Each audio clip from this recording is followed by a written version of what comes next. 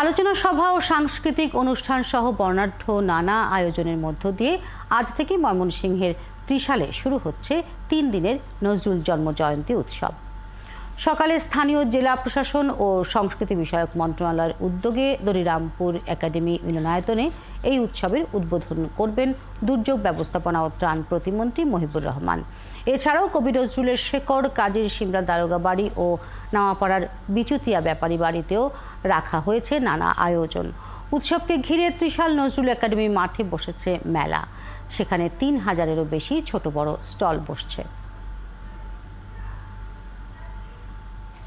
3 দিনের আয়োজনে আমরা প্রায় 16.5 ঘন্টা সাংস্কৃতিক অনুষ্ঠান হবে, আর প্রতিদিনই আলোচনা অনুষ্ঠান থাকবে। আশা করি যে ইতিপূর্বে যেভাবে হয়েছে দিনটি বা এই সময়টুকু আগামী যে 3 দিন সেভাবেই কাটুক। আর সামনে নির্বাচন, সব কিছু মিলিয়ে উৎসবটা আরেকটু জোরালো প্রাণ পেয়েছে।